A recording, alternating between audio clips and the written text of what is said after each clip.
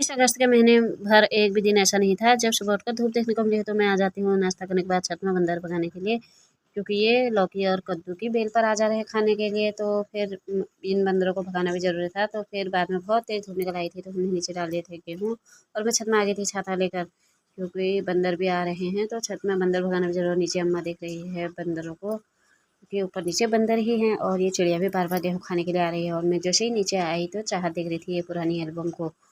तो उसके बाद हमें जाना था गाँव में एक नामकरण में, जहाँ हम जाने लग गए थे। वहाँ जाते ही देखा तो इतने बड़े बड़े बर्तनों में खाना बना हुआ है। फिर सभी गाँव के लड़के लोग मिलकर खाना बांटने लग गए थे। तो हमारे यहाँ रिवाज है कि जो भी सदस्य घर पर है उनके लिए भी खाना ले जाया जाता है। तो मैंने भी थाली में मांग लिया था दाल चावल सब्जी, और इस डिब्बे में मैंने दाल रख दी थी। तो मैं लेकर आ गई थी घर की ओर। घर आते ही ये है हमारा खाना। तो हम लोगों ने खाना वगैरह खाया। खाना वगैरह खाने के बाद मैं बाहर पे आ गई थी और इन चिड़ियों को भी थोड़ा बहुत चावल डाल दिया था, क्योंकि ये खाने के टाइम पर रोज़ यहाँ पर आ जाते हैं खाने के लिए।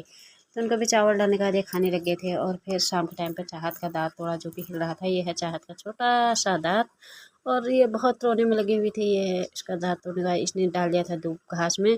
और उसके बाद हम शाम के टाइम में चले गए थे घूमने के लिए, और ये लोग ले जा रहे हैं गोबर अपने खेतों में डालने के लिए। और घर आने के बाद मैं चली गई थी दूध लेने के लिए, और इतनी देर में आ रही हूँ मैं दूध लेकर घर। घर आते ही मैंने तोड़े थे खीरा। तो इन खीराओं को बनाना है मुझे रायता।